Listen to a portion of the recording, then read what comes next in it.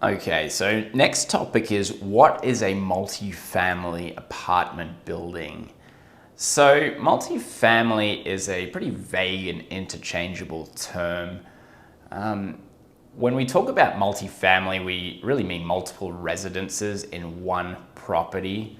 So of course a house is only one residence in one property. Beyond that, we're talking about multifamily. So there's two main types of multifamily properties. There are individually owned units. Those are called condominiums. So if we have a 12-unit property and we look up the deed of each of the units and they're each individually owned, 12 different owners, that would be a condominium building. How that works is you purchase a unit and you each pay, everyone pays assessments, usually based on the square footage of their individual unit, and those dues go to paying for the expenses, the common expenses of the property. We're not really going to discuss condominium buildings because it's not relevant to what we do. For all intents and purposes, they're like individual family homes. What we are going to discuss is the second part of multifamily buildings, which is apartments. Apartments are where the same 12-unit property, instead of being individually owned, is owned by one individual or entity. So we're not dividing up each of the units. We're taking all of the units as a whole and renting them out specifically to individual people. So that is really the distinction between condominiums and apartments.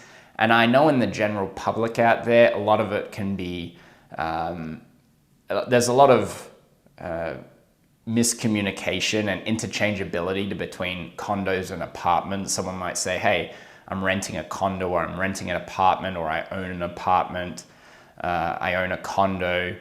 Really, apartments are when the entire building is owned by one person, and condos are individually owned. So remember that distinction.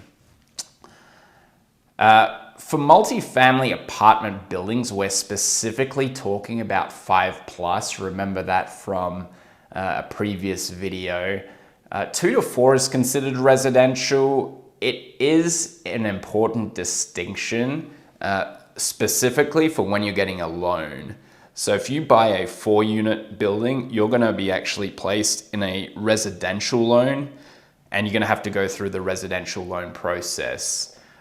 If it's 5+ units, the bank is going to treat it as a commercial real estate loan. So there's going to be a different process for that. So that distinction actually has some functional difference in how real estate is purchased. Back to the condo versus apartment question, how do you determine from the outside of a building, without looking up the deed, without knowing that there's individual owners, how would you tell the difference between a condo building and an apartment building? So think about that for a second. How would you know if it's a condo building or an apartment building just from the outside? The answer is that you cannot determine with any degree of certainty whether it's an apartment building or a condo building. They're usually, it is really impossible to tell. And one of the reasons it's impossible to tell is because apartments can be turned into condos and condos can be turned into apartments.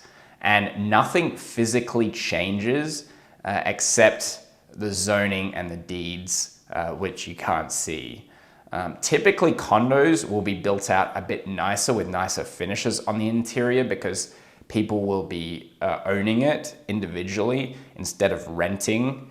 But from the outside looking in, there's really no way to tell if a building is an apartment building or a condominium building.